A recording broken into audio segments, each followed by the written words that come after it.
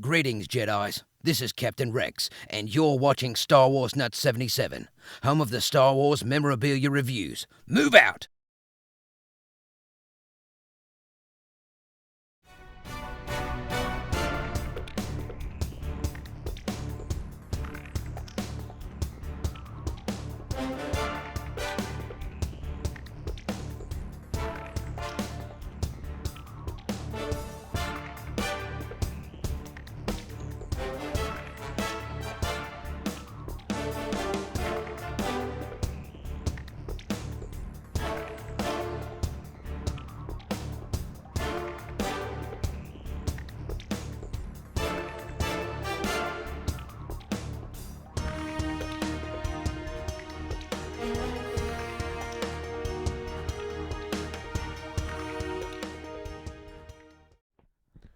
Hey Star Wars fans, how you doing? My name is John and welcome to a Star Wars review.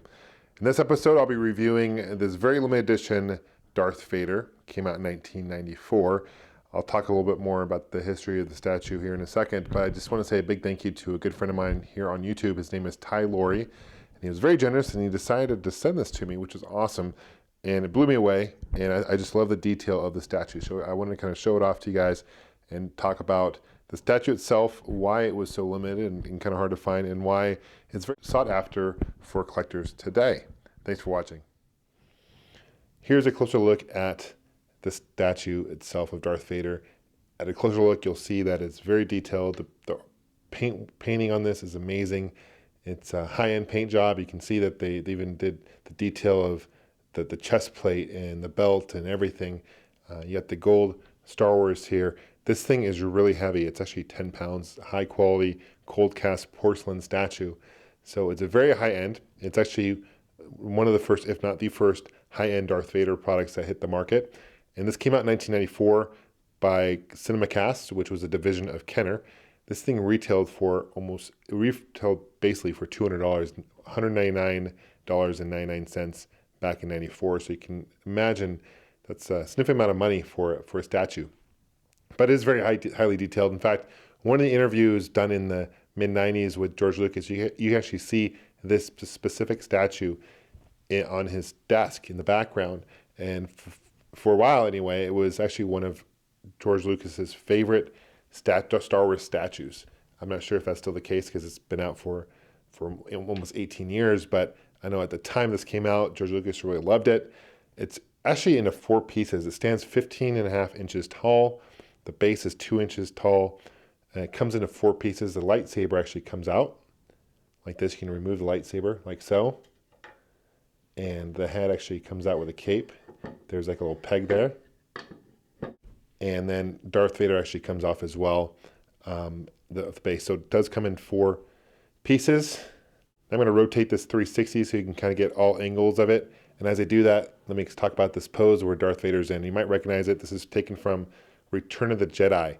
And it's where he's battling Luke at the new Death Star, and he's just saying, "Feel the power of the dark side of the Force." And so he's about to throw the lightsaber. That's kind of where he's at right now, the pose. Really cool pose. You can even see the base is very detailed. And on the back, I don't know how well you can see that, but you can see it's numbered, 1994 Lucasfilm Limited. This is 1,760 out of 10,000. So individually stamped and numbered, which is really cool. And interesting enough, in 2005, Hasbro, who had obviously taken over the Star Wars line by that time, purchased Kenner and bought out Kenner, introduced a new Darth Vader to kind of celebrate the Revenge of the Sith. And it was a Darth Vader in Mustafar, and he had lava at the bottom. That is actually a plastic cast, not a cold cast like this one is. So it's a little bit different in the obviously the pose is different, but that came out and kind of, I guess, that was made by a company called CinemaScope, so a division of Hasbro. So I guess it kind of, this one actually started it all for a lot of the high-end statues that we see today, you know, Gentle Giant and whatnot. So really cool statue. I'm really excited to have this, to be honest. And, you know, Ty, again, I just wanted to thank you for your generosity in sending this to me. It's come to a good home, my friend. I will take great care of it. Thanks for watching. Thanks for subscribing. And may the Force be with you. Take care.